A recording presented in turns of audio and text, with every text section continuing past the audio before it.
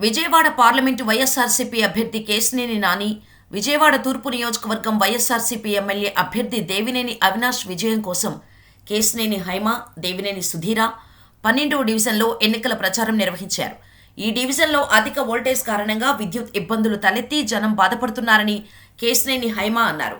అవినాష్ 6 కోట్ల రూపాయల వ్యయంతో విద్యుత్ సబ్స్టేషన్ నిర్మించారని ప్రజలకు గుర్తు చేశారామె. జగన్మోహన్ రెడ్డి, కేశినేని కలయిక అద్భుతమని అన్నారు. విలువలకు, కట్టుబాట్లకు ప్రాధాన్యత ఇచ్చే వ్యక్తి కేశినేని నాని అని అన్నారు. 2 సార్లు గెలిచిన కేశినేని నానిని ప్రజలు 3వసారి కూడా గెలిపించబోతున్నారని అన్నారు కేశినేని హైమ. ఎమ్మెల్యే గద్దె రామ్మోహన్ రావు చేయవలసిన పనులు 5 సంవత్సరాలుగా దేవినేని అవినాష్ చేస్తున్నారని, జగన్మోహన్ రెడ్డిని, కేశినేని నానిని, దేవినేని అవినాష్ని ప్రజలు తప్పనిసరిగా గెలిపిస్తారని వారు ధీమా వ్యక్తం చేశారు.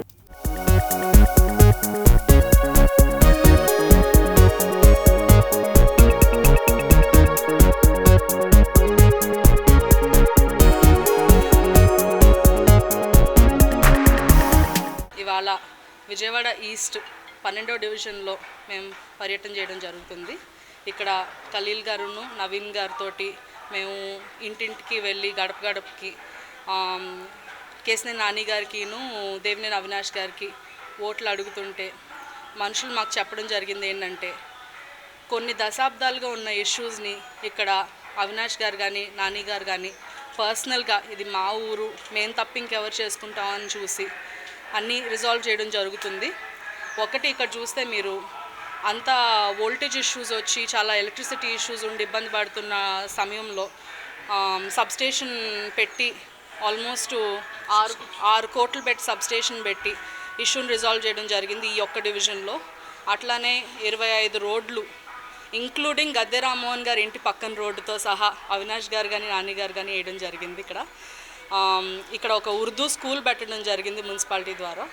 అట్లానే జగన్ గారు, కేశినేని నాని గారు కలవడం ఇవాళ ఒక అద్భుతమైన కాంబినేషన్.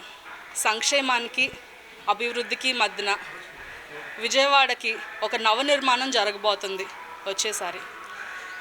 మీకు అందరికీ తెలుసు నానిగారు నైజం ఏంటో, నానిగారు పద్ధతులు ఏంటో, నానిగారు విలువలకి ఎంత కట్టుబడి ఉంటారో మీకు అందరికీ తెలిసిందే.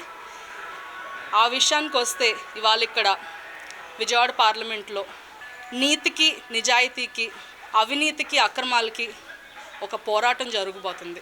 నానిగారు 10 ఏళ్లుగా విజయవాడలో అన్యాయాలు, అక్రమాలు జరగకుండా ఆపడానికి ఎంత కృషి చేశారో, ఎంత ఫైట్ చేశారో మీరు అందరూ చూస్తూనే ఉన్నారు. ప్రజలందరూ దాన్ని గుర్తించి గత 2 సార్లుగా ఎలా అయితే అవినీతి పరుల్ని, తప్పు పనులు చేసేవాళ్ళని, అక్రమాలు చేసేవాళ్ళని తరలివేశారో ఈసారి కూడా మళ్ళీ అదే చేయబోతున్నారు. మళ్ళీ నాని గారిని గెలిపించబోతున్నారు. దేవినేని అవినాష్ గారు అయితే గత 5 ఏళ్లుగా గద్దె రామ్మోహన్ గారు ఎమ్మెల్యేగా చేయాల్సిన పనులన్నింటినీ ఆయన భుజం మీద మోసుకొని ఈస్ట్ని ముందుకు తీసుకెళ్లారు. తప్పకుండా జగన్ గారిని గెలిపిస్తారు.